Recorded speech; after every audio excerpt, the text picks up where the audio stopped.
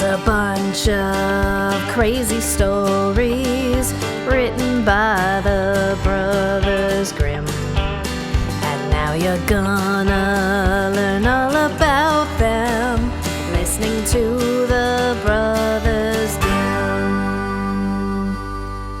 Students and scholars, friends and relations, welcome to the Brothers Dim podcast, where we examine the absurd little collection of fairy tales collected and written down by the Brothers Grimm in the early 19th century in Germany, including this week's story, number 52, King Thrushbeard. My name is Phil. Yeah, my name is Mike. Mike, how are you doing? I'm doing pretty damn good. How about yourself? I've been trying to not add too many world events so that these stories can stand the test of time. But I would like to break that tradition for someone, and that someone is Shelley Duvall, poor thing, who passed away recently. And I bring it up because, one, she was the lead actor and producer of fairy tale theater, which I loved as a child. She would introduce every episode by saying, "Hello, I'm Shelley Duvall." So she was one of the few actors who I knew her name. Fantastic. In remembrance of Shelley Duvall. But thing two is, fuck Stanley Kubrick. Fuck how he made her do 120 takes of every fucking scene and cry for 12 hours a day. A lot of other people, I'm sure, are going to very much disagree with me, but I just can't stand them. And said, fucking be a professional. Don't do wrong by your actors, including, but especially don't do wrong by Shelley fucking Duvall, who seemed like a sweetheart. I think he did do wrong by her. And I think his excuse was that he wanted to make her a better actor by torturing her. But he seems to be a master at gaslighting, a trick he may have learned from the antagonist of today's story. Nice tie. There's a long way to come crawling back to that. Really, I just wanted to say R.I.P. to Shelley Duvall. And yeah, you know, it's funny. We just watched The Shining 2 nights ago. Okay. In our house, and my wife and youngest are downstairs right now watching Heathers, featuring Shannon Doherty, who also died, I think, like 2 days after Shelley Duvall did. Yeah, super recently. And you know what? Shannon Doherty got a bad rap. Oh, totally. I think she was fucked around and was started as a kid actor, and she got this. Everyone said she was, difficult to work with or whatever. But even if she she certainly seemed to be a very nice person later in her life. And speaking of Kubrick, so I've had like a bachelor week lately because my kids are off at camp and my wife took a vacation. Okay. And I was like, I'm going to do the stereotypical white male middle-aged thing. And I watched Platoon, Full Metal Jacket, and Apocalypse Now. Okay. And I understand what you're saying about Kubrick, but I will say that Full Metal Jacket is a fantastic movie. And you can like him. A lot of people like Stanley Kubrick. I do not. I remember. I like some of his movies, but yeah. Anyways, Thrushbeard, do you have a grade? Kind of a C at the best, I think. Yeah. I didn't love it, partially because I know this story from elsewhere, so it wasn't really fresh for me, but it's got a lot of things that I don't love about it. I gave it the same grade. I gave it a C. It would have been a D, except that all the threads were at least cleaned up by the end. Like, none of those threads make any sense, but at least they're sort of cleaned up. So I didn't make it an F or a D. At least it's not a mess. It's just kind of shitty. Yeah, I was not a fan of the story really all that much, but perhaps we should see if our fans have different opinions, and the only way to do that is to go through the story. Mike, would you be so kind as to take us through the plot of Grimm's story 52, King Thrushbeard? It would be my pleasure. There's a king. He has a beautiful, proud, arrogant daughter. I like her already. She rejects every suitor that arrives in quite hilarious fashion. This is a little bit of Merida here.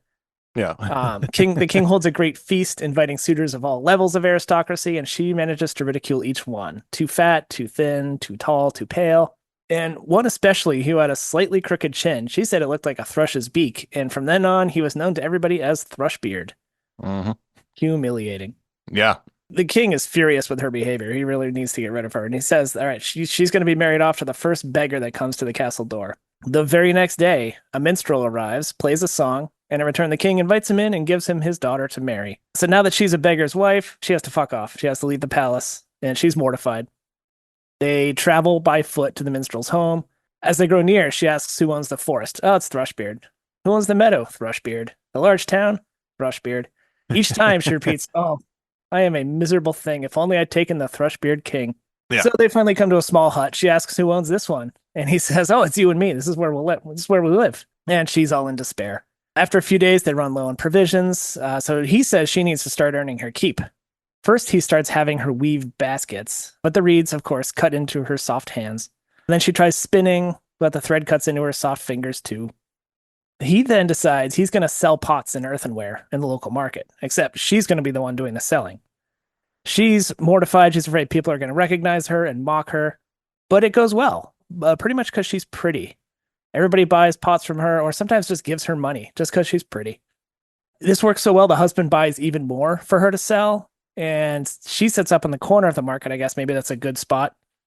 However, along comes a drunken rider who smashes all the pots on his way by, nearly killing her. She goes home in tears, doesn't know what she's going to do.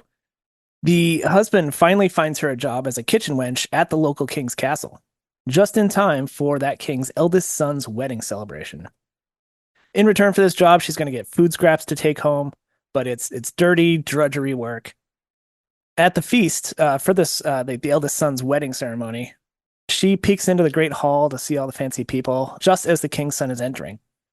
He notices her and finding her beautiful, tries to dance with her. She recognizes him as Thrushbeard himself, and she's ashamed and tries to get away, but all the leftover food scraps hidden in her apron fall out, and she runs away as all the guests laugh. Thrushbeard catches her on the stairs and brings her back, revealing that he's actually the man she married in disguise. He is the minstrel. He was also the drunken rider who smashed all of her pottery. All of this was an elaborate ruse to humble her proud spirit and humiliate her for being arrogant.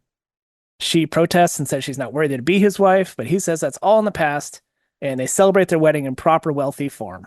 The end. Can I tell you my first thoughts? Sure. As I was reading it, at first I was surprised. I knew that they were leading up to the beggar man is 100% going to be Thrushbeard. But what I was surprised at was that the rider who rode through the market on a horse and found her stall and knocked everything over, when he's like, "Oh, I was the rider too," and I was surprised about that. She goes back home and he yells at her. She's like, "Apparently, you're worthless at everything." Except it was the one thing she was fucking good at. Right. I had a point of that too. He destroyed her pottery because she was finally good at something. Of course, she's not good at basket weaving or spinning. She'd never done it before. She's trying, but finally she's like, "Oh, she I is found a German something." woman. Couldn't do anything that. Actually, a great salesperson, which brings us to the moral, which is it's not about her. It's this guy learned something. And his lesson that he learned is to just gaslight the shit out of your girl and she'll come around. Like, make fun of my chin so the whole court starts calling me Thrushbeard? Okay. I'll teach you a little something. Well, let's knock this girl down a peg or two. Well, And then it's worth pointing out that she was a good salesman only because she was pretty. That was stressed. it was stressed, but like certainly there are pretty women that get jobs as pharma salesmen, pharmaceutical reps or whatever. But you still have to be a good salesman. You can be hot, but not good at sales, regardless of even why she was doing well. She was doing well at it. And so that had to stop. And yeah, because then she's not learning her lesson. She's not being humbled anymore. yeah, She's not being embarrassed. And then makes her literally beg for scraps in his own castle. And not only that, but she'll be goddamn grateful for you by the end of this, as part of this moral, because she knows if she's not the perfect wife, right back to the kitchens. Ugh. Yeah, can you imagine on its surface? Like I can see as a kid story, this is wonderful. She learns her lesson and she gets not only that, but she gets returned to her rightful place in royalty. But like that is not an even-footed relationship. It never was. No. It's going to be manipulated and gaslit the entire rest of her life. Was there anything that made you laugh to start? Yes, actually. It's funny you ask. There's in the very beginning when she's going through all the suitors and ridiculing them all. Okay. She goes, this is actually quoting. Oh, the little poems. Oh, yeah, a little bit, yeah. Okay, One was too fat, quote, a wine cask, she said. Another was too tall, quote, long and thin has little in. The third was too short, quote, short and thick is never quick. And this is where I started thinking, like, are these metaphors for dicks? Short and thin has little in. The third was too short and thick is never quick. The fourth was too pale as death. The fifth too red, a fighting cock. The sixth was not straight enough. A green log dried behind the stove. So now, then I just ended up reading it like they're all just like standing there, like at a slave auction where they're all just standing there naked. She's evaluating hawks. Listen,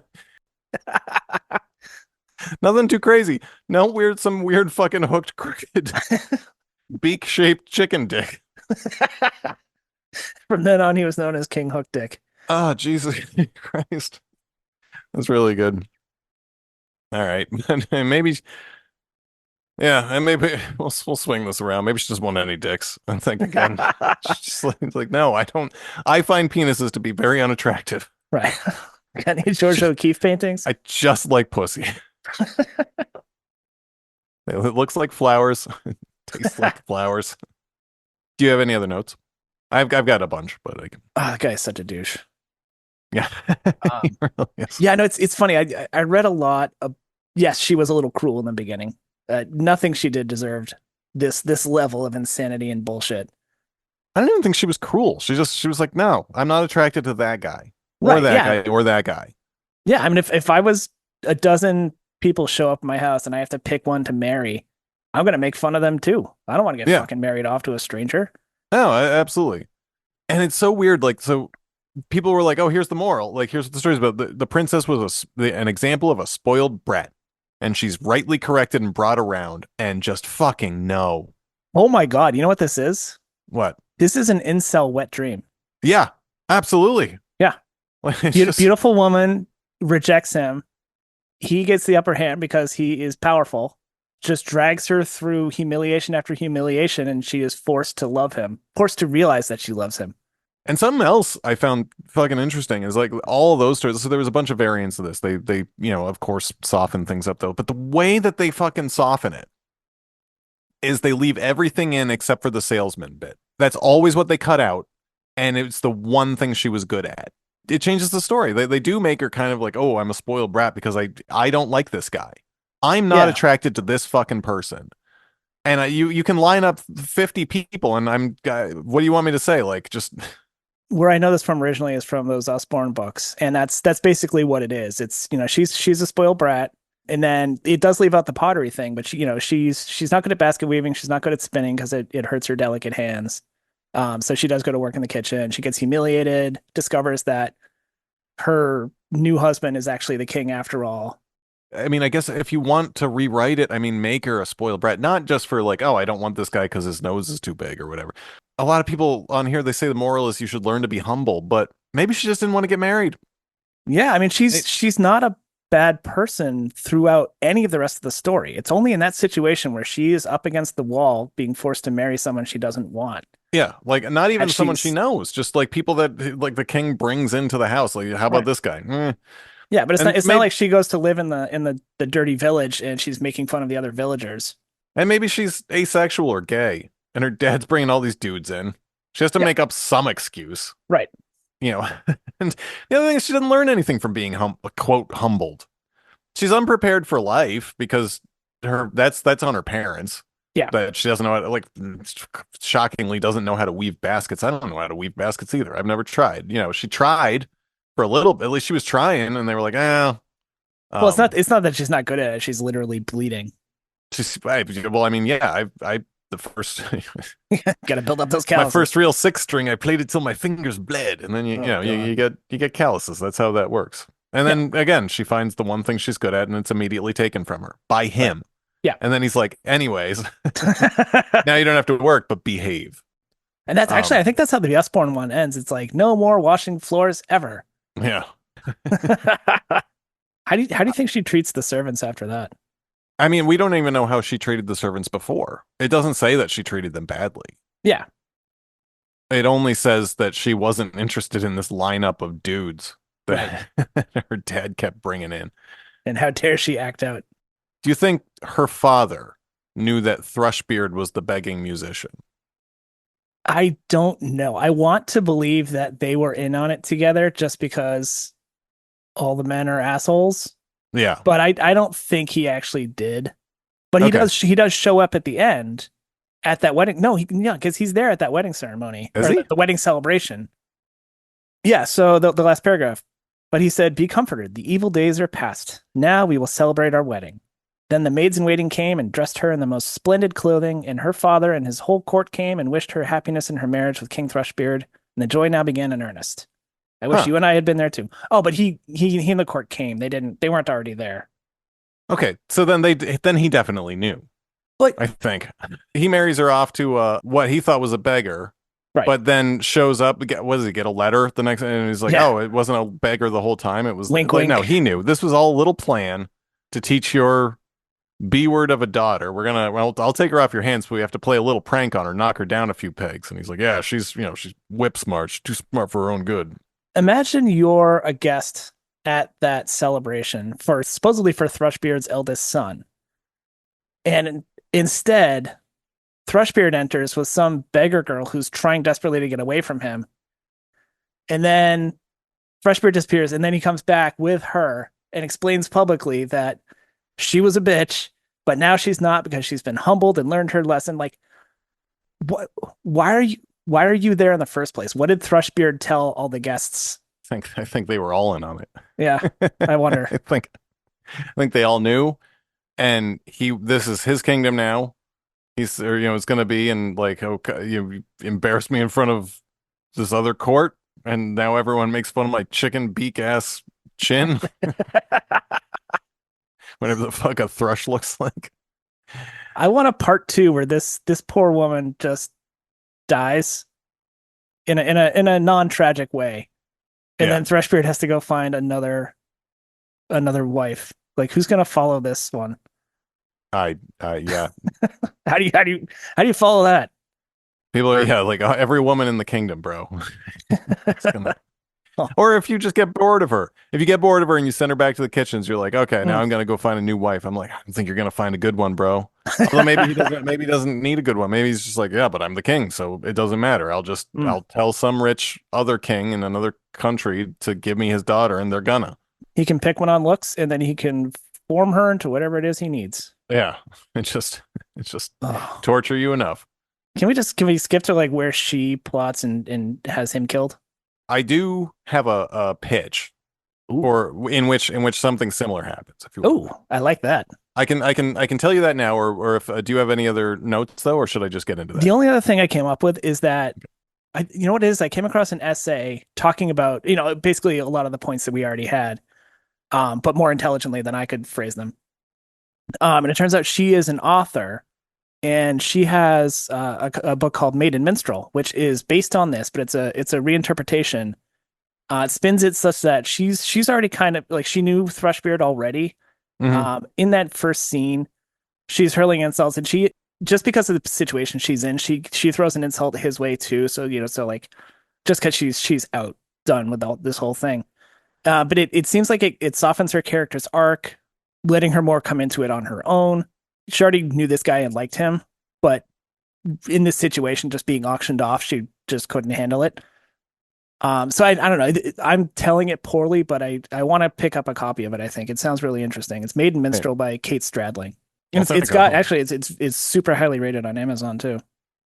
I'll take a look, and we'll maybe link Yeah. to her book somewhere in our. Anyway, Yeah. Well, would you like to hear my pitch for a? absolutely. Okay, so my idea is I'm gonna put it in modern times. This story. Make the girl the daughter of an ultra wealthy person, queer to some degree. It can be ambiguous if you like, or wicked gay if you want. But I'm thinking if you want to do a drama, you can set it in Egypt, have the person be a Coptic Christian and living among Muslims where there's already quite a bit of strife. But I think maybe I would probably go further east and set it in the country of Myanmar. Burma. Burma, yeah, but they don't call I'm just being a dick. it. So, girl is named Chewa, a Myanmar girl who goes to college in the U.S. Where in the U.S. she can be as queer as she likes. She meets her girlfriend, a woman named Kosum, who's Thai. Of course, gay marriage legal in Thailand, but not in Myanmar. So Chewa comes home after college, wanted to stay in the U.S., but her parents told her they'd cut her off and school's done, so she can't get a visa. She goes back. Before she went to college, though, there was this family friend's son who was obsessed with her, stalked her a bit, sent her horrible letters and things like that, but he was wealthy, so nothing they could do about it. Dick pics. Yeah, yeah, absolutely. Like, Yeah. yeah, just internet stalking, whatever, like just typical incel fucking awful behavior. Eventually, after she's back, this all starts up again. But the parents, knowing how obsessed he is, they pawn Chewa off some sort of business arrangement against her wishes. They make a lot of money, and you can keep that simple. Like he goes and buys 10% of their business or whatever for some absurd amount of money. So they take it so they can retire rich. Yeah. Husband is gaslighting her the whole fucking time. He's abusive. There's constant threats. Normal, whatever happens when incels finally into a When relationship. they get what they want. Finally drugs her and rapes her. No punishment because it's his wife. They're in Myanmar. They're in his home country. Nothing that they can do. But he gets a job offer in Thailand. He's a little nervous about leaving his country, but it's a big opportunity, and she embarrasses him into taking it for the money. You know, unbeknownst to him, this is a setup. So now it starts being time for revenge.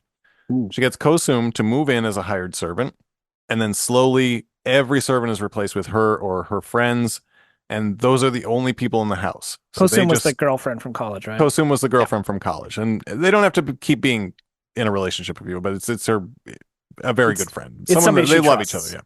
Yeah. Yeah. Slowly, every servant's replaced with Kosum and her friends and family, and those are the only people in the house. So then they just start fucking with this guy, slowly poisoning his food, so he's sick, changing schedules on him, drugging him before meetings a little bit, and then because I'm feeling saucy and this is a grim tale, he gets involved in a major drug ring. She didn't even want to do, but she keeps goading him into it for the money, you know, and the danger. And she's like, yeah, you know what? If you did this, if you were this rich and you were a little bit dangerous, then I actually would fall in love with you. So he agrees to it. All a setup. He gets arrested, sent to jail for life, and all the while they've been moving his assets over to her. Everyone lives happily ever after, except for this guy, and that's kind of the end of the story. Is just they've been, Oh God. yeah. I love that. No, well, thank you. I want to read that book or watch that movie. I can definitely see this as a movie. I think I could do it as a dark comedy. I think I Yeah. could write this as a script. Yeah. Yeah. Like, you know, do you remember Bound? Yeah. With Jennifer Tilly and Yeah. I can't remember who else. Like it's kind of putting me in the mindset of that, and I don't even remember the full plot of that, but sort of that era of movies. Although I mean, it's got to be modern because it's gay marriage and all. Yeah, well, I mean, in Bound, they were pretty gay. Oh yeah, I know, but I Yeah. mean, it was. Yeah, I guess gay marriage doesn't have to feature into it. No, I mean, they don't even need to be married, but just that was her relationship. I don't know. Yeah, I thought of just like the revenge of the person who's been gaslitted and put into this relationship she doesn't want with this Right. fucking asshole bullshit man. But It also once they've got all the people in the household infiltrated, like that reminds. Have you ever see Ocean's 8, the female one? oh yeah, that was really good. Yeah, I really love that, and that sort of reminded me of that. Like all you start seeing all the pieces fall into place that you haven't been seeing behind the scenes, and you're just like you just start sort of nodding along with the TV, be like, oh yes. Is there a way to swing this back to Thrushbeard? Oh, not at all. Okay. No, I'm just spinning. I'm just talking with my old friend. Fair enough. All right. Well, I got nothing else. Do you have anything else? I don't know. All right. Well, if there's nothing left to say about the story, I think we can call it. Before we do that, however, Mike, is there a way for anyone to contact us if they have any thoughts they wish to share and perhaps have those thoughts shared on a future episode? Absolutely. You can always reach us at brothersdimpodcast@gmail.com. We're also on Blue Sky at brothersdim and on X at brothersdimpod. So yeah, reach out, drop us a line. Don't be a stranger. Yeah. Well, thank you, Mike. And thanks to all of our fans for listening. This has been story number 52, King Thrushbeard. Sleep tight, and we will see you next time. Evening.